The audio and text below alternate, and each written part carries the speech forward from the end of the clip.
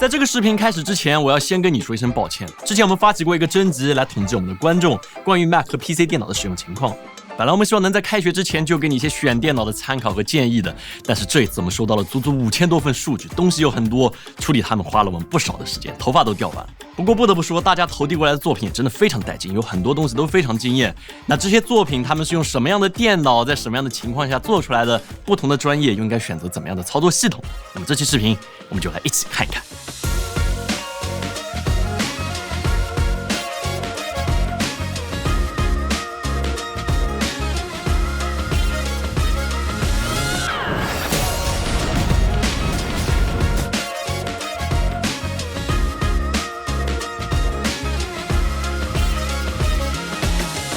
那废话不多说，我们先来回答你可能会最好奇的一个问题，就是 macOS 和 Windows 这次在我们的征集之中到底谁更多一些？那就我们征集到的数据来看，这次是 Windows， 那这也非常正常，对吧？毕竟 Windows 的市场占有率还是非常高的。但市场占有率不到18%的 macOS， 在这次我们的统计中居然占到了40%，这还是让人挺意外的。那通常来说，选择什么样的电脑系统跟你的专业还是会有一些硬的关系的。那这次统计到了30多种专业里面，有很多大家熟悉的专业，但是也有一些专业是我从来都没怎么见到过或者听到过的。那我就很好奇，他们用的是什么样的系统？我的专业是核工程与核技术。我现在2台电脑它都是 Windows， 因为我们一些专业的这个软件它可能只能是 Win10 或者说Win7这样去跑。人工智能辅助药物设计专业，那我们就是生物领域的码农。I've produced a lot of music for a lot of Chinese singers, rappers over the years, most notably, say, Hi Brothers, Vanida. 我现在是涂装的图案设计，我的上一份工作就是在飞乐的涂装。作为苹果的生态，我用 AirDrop， 不管是手机或 iPad 都比较方便。夜店摄影，别人可能会觉得是一个什么不正当的工作，你知道吗？大多数是电子音乐和一些歌手乐队的这些拍摄。你们看，我们粉丝里面专业是不是非常的多样？那当然，大部分人的专业其实还是比较容易理解的。我们粗略的把它们分为了4个大类：文科类、理工类、艺术类，还有其他。那这4类里面，理工类和艺术类加到一起，在我们这次征集里面占到了83%。我们的粉丝真的都是学这些的。那或许你也可以跟我们分享一下你是什么专业的，我还挺好奇的。我的专业呢是法学，然后是民商法方向的。OK， 你现在用的电脑是什么？MacBook Air， 然后是13英寸的 M2 芯片。你觉得它优点在哪里？你能用比如说列快速3个点来讲一下吗？第一个可能就是它带来非常舒适的一种生态互联的体验，然后第二个的话是它非常优秀的续航能力，在外面可能可以用到2到3天这个样子。然后第3个的话是它外出便携，比如说我们会见当事人的时候，它非常的便携。那你觉得会有一定逼格层面的考量吗？对，当然是有的。比如说你会见一个当事人，你拿出一个花里胡哨的一个带有那种跑马灯那种游戏本，和你拿出一个板板正正的 Mac 来说，他可能从心里面层面上可能会打消一些他的疑惑吧，可能对你的专业形象也有一些加持。那在我们的统计里面，文科类专业的人有69%的人用的是 macOS， 比例超过了 Windows。那像刚刚这位朋友讲的，我们拿便携、轻松这类关键词在描述中进行筛选，其实可以看到文科类的占比会更高一些。那这是因为他们会有随时随地写稿办公的要求，应该是这样，所以对电脑机身本身的考虑会多一些，还有续航。但如果换一个关键词来检索，比如说用显卡、CPU、RTX 这类词来筛选，我们就会发现文科类这边提及的就很少了。那提到次数最多的就是理工专业的朋友。我们在其中看到了有用 Windows 做出来的很不错的作品，像这些，也有用 Mac 做出来的非常优秀的作品。这是两边阵营各自的强大作品。于是我们就邀请了几个老哥来聊一聊他们电脑的选择。我的专业是地球物理学和理论物理学相关的。我现在做的工作是作为 CERN 的科学家，然后进行高能物理研究。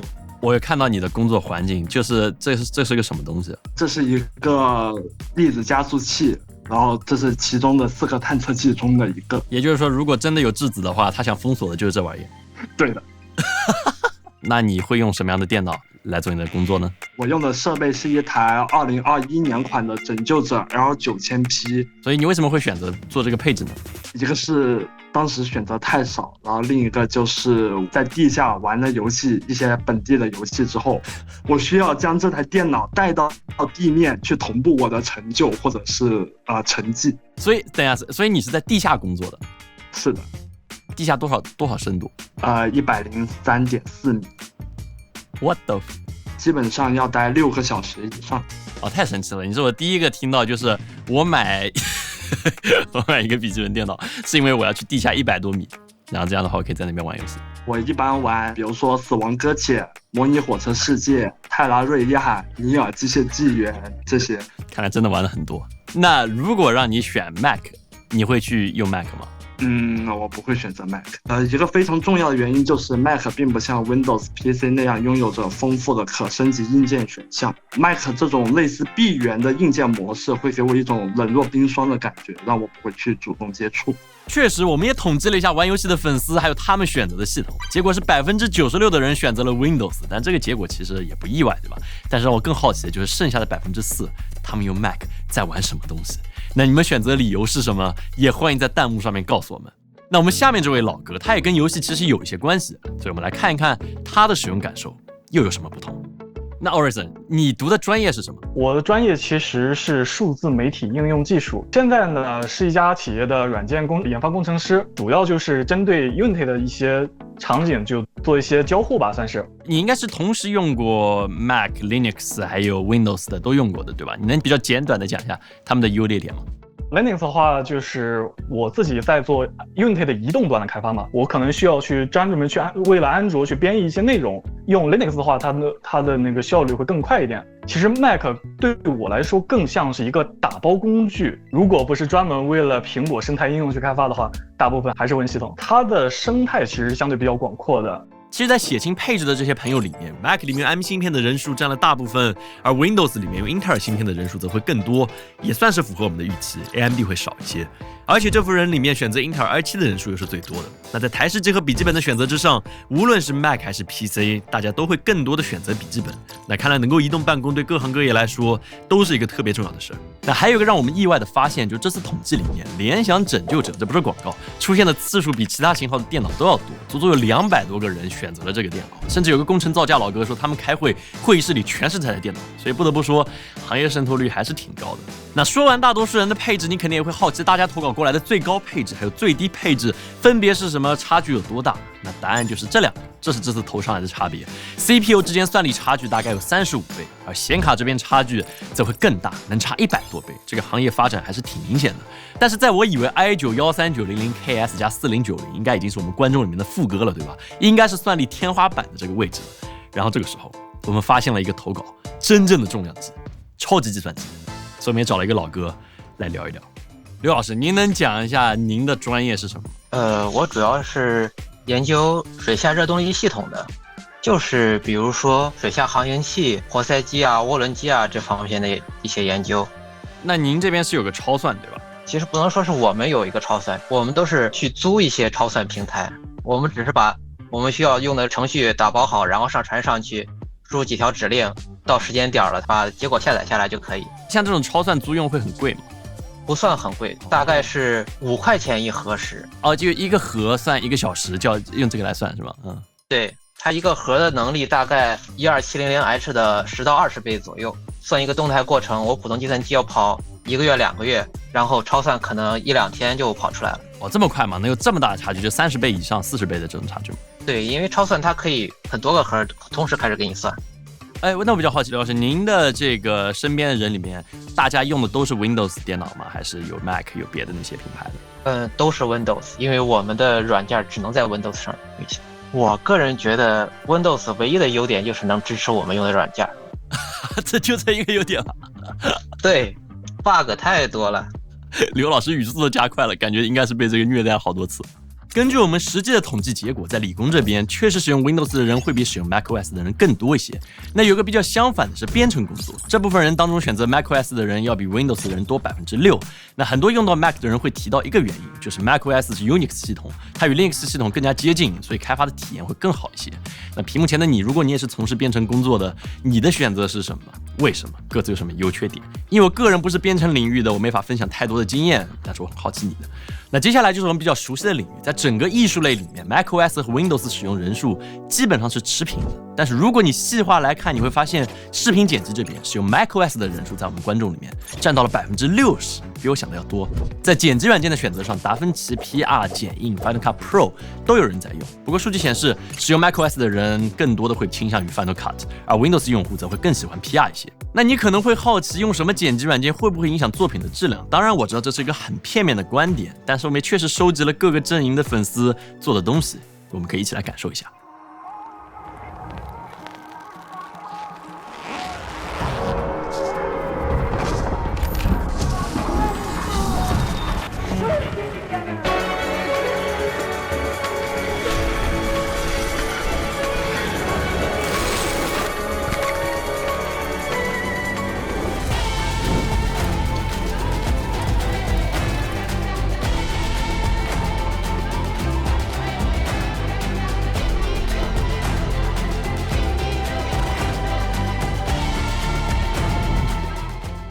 在艺术类另一个占比很大的部分是图形图像设计。我们本来以为 Mac 会凭借优秀屏幕素质吸引到一大波人，但和我们预期不大相符的是，用 Mac Windows 做设计的人数整体差距其实并不大。这是用 Windows 的朋友做出的作品，这是用 Mac 的朋友做出的作品，都还是挺不错，对吧？平面设计这边的情况，我们调研下来差不多就是这样。但是如果涉及到3维还有 CG 之类的工作，你会发现，即便苹果说了这么多年的 ARM 芯片，这个能做3维做各种东西，但是大家似乎并没有这么买账，选择 Windows 的人数就会超过 macOS。艺术类投稿里面，我们不能少了音乐，音乐真的很棒很重要。那有68%的人选择了 Mac， 那它的使用体验到底是什么样的？为什么？ So my name's Dre. I go by the producer name Harikiri.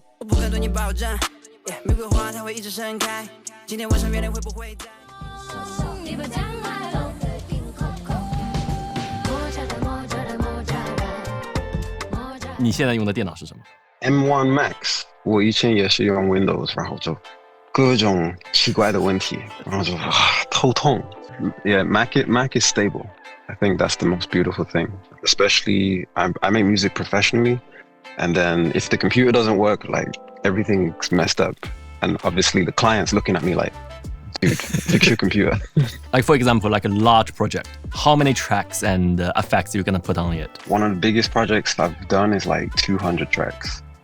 So you can imagine the amount of processing power. Spec-wise, definitely something with a strong CPU and big hard drive space. Those are the two things I wouldn't skimp on. All of the project files of all the songs that didn't get picked, that did get picked, mixing and mastering and all the stuff, it's like 4 terabytes for one album. So if you... What? 4 terabytes? That's more than video though. Because, for example, an album is 10 to 15 songs, but you probably make 30 to 40. So yeah, hard drive space, really important. Really important. Okay, I see. Do you have like kind of niche software going on in your laptop? So there's a plugin I'm working on with my team. It's basically a profanity filter. Basically, you put a song in, it's AI driven, so it goes through, reads the vocals, understands the lyrics, and can remove all profanity in a song in like seconds. That's cool though. 那分享完艺术类，我们可以再来聊一聊其他这个类别。那很抱歉的就是我们的分类没法做到很细，所以有些传统的行业我们就只能统一把它们都放在这里。而这类人群之中，使用 Windows 的人是 macOS 的整整2倍。那在大家的描述里面，我们也找到了一些比较共性的理由，比如说有些必须要用到软件、网址、办公系统，他们就是只适配 Windows， 没有 Mac 的版本，连入场券都捞不到。那么也挑了一些相关的描述，你可以来大致的看一看，感受一下。